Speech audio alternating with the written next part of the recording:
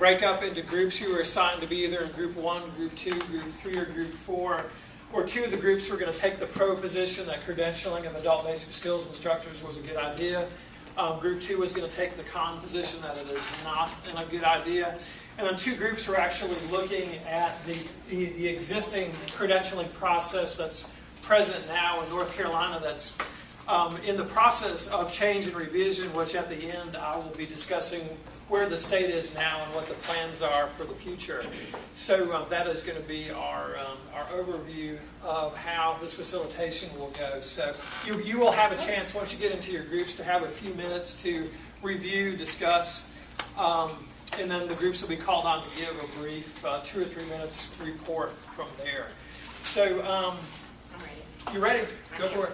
And I think he's kind of explained the process. And one thing I would like to add, we are going to stay on track because we do have a lot of things tonight. So in the process of doing this, I'm going to have about 10 minutes, and I'm going to time myself.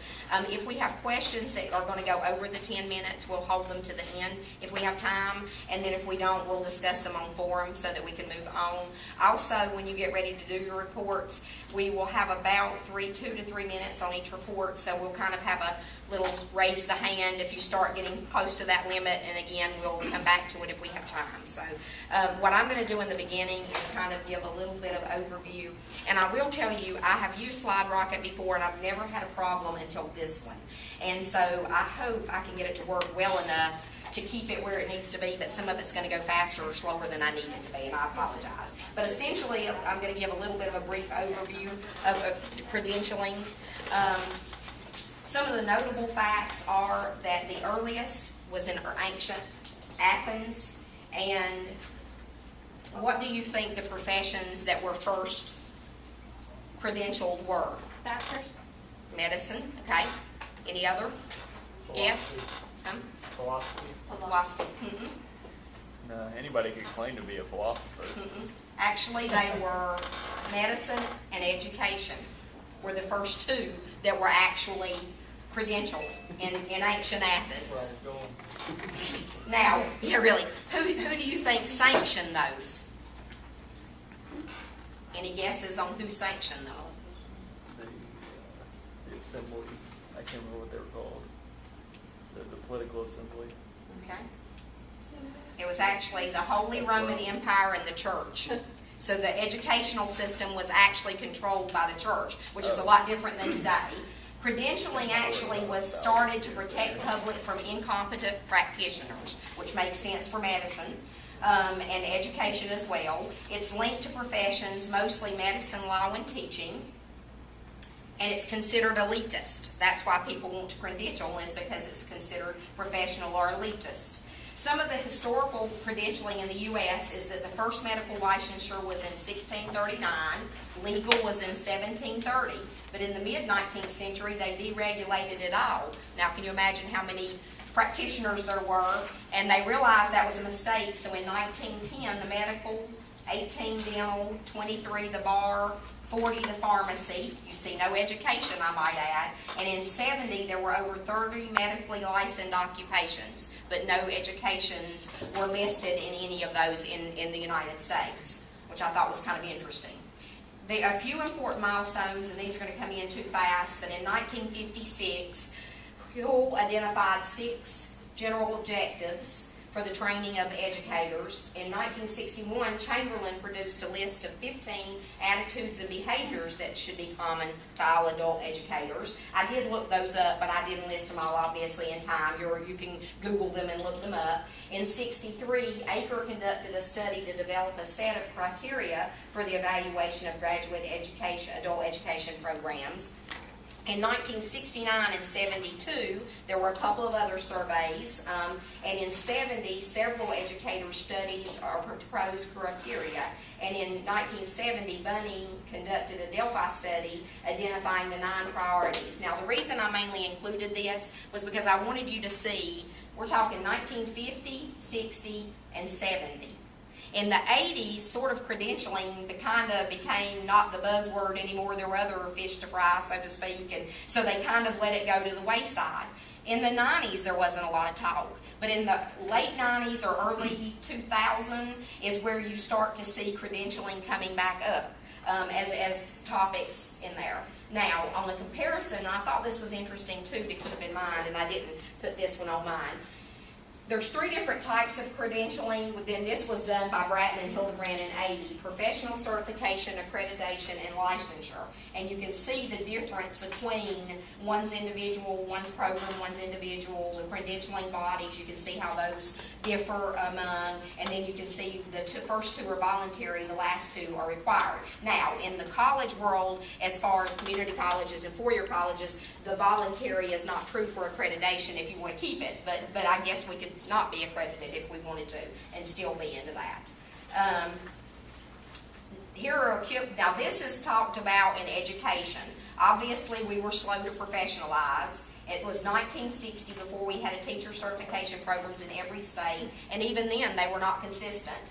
Most credentialing licensure has been geared towards the K through 12, not adult education.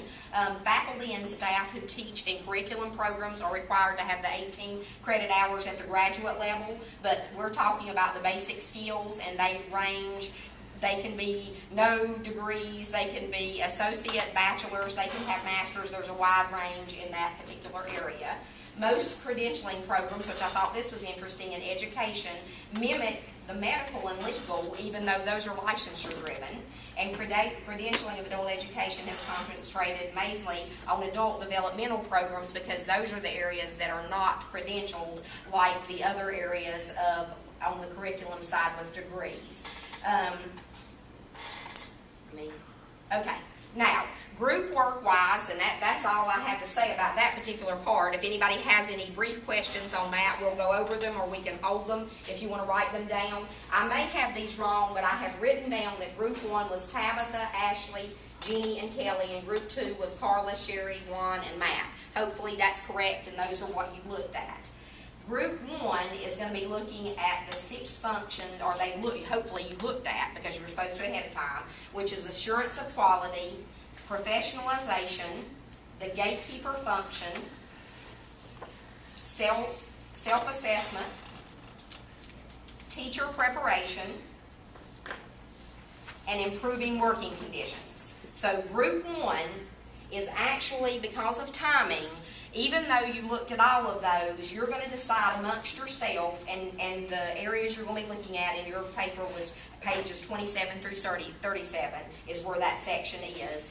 You're going to be looking and picking one. So group 1 is going to pick one of those to report on, only one area. So you're going to decide which one as a group, and you're going to decide who you want to be your reporter as a group. Group 2 is going to do the exact same thing, but they're going to look at barriers, which in the papers that you were given were lack of incentives for teacher preparation, limited professional development opportunities, management and operating costs, and teacher attitudes. So group 2, again, is just going to choose one of those to focus and report on. You can choose your most important one you find most interesting, whatever your group decides, so that's group 2. If group 1 will come up front and sit maybe on this side and group 2 on this side, so that I can facilitate group 1 and 2, and then we'll have 3 and 4 in the back. Group 3 hopefully is Kristen with a Y, Frankie, Beth, and Steve, and then group 4 is Prudence, Gail, Kristen, and Josh. And again, if I don't have you in the right group, just move to your right group. So it's okay if I went by my notes and I was writing very quickly that night. Level 1 credentialing.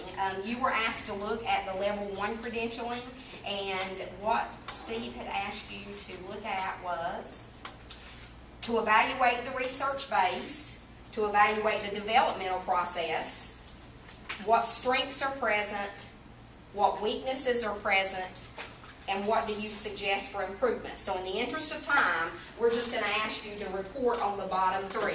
And we would like to hold maybe the strengths and weaknesses to maybe 3, no more than 5. So if you can kind of limit to what your top ones are on the strengths, the weaknesses, and suggestions. And level 4 is going to be looking at those exact same issues and doing the exact same thing. You're going to be looking at just reporting on those bottom 3, the strengths, the weaknesses, and what your suggestions are.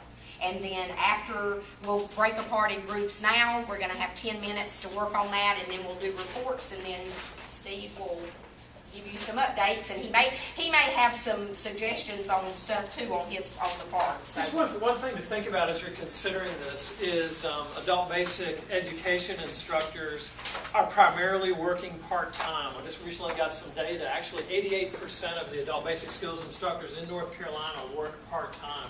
That might be anywhere from them working 3 hours a week, teaching one class in a church basement, to instructors that might be working 30 hours or 35 hours per week. They're not, they're close to full-time, but they're not exactly full-time.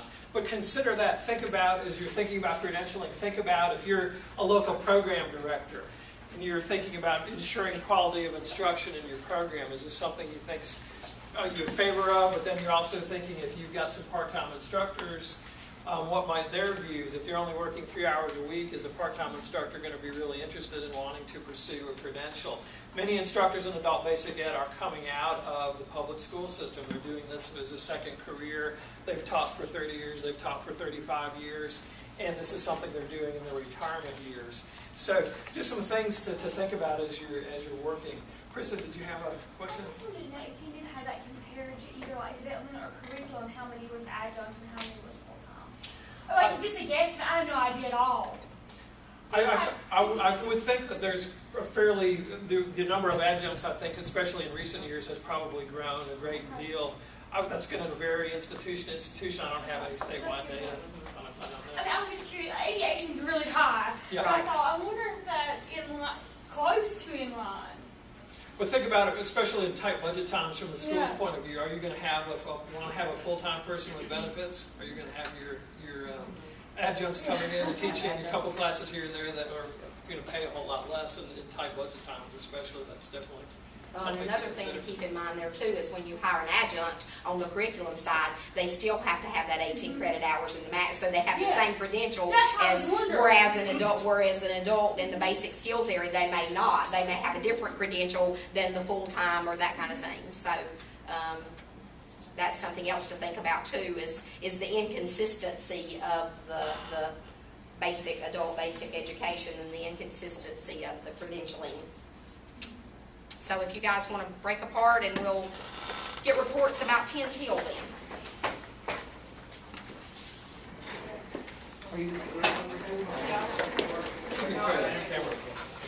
It's just the red button, right? Just the red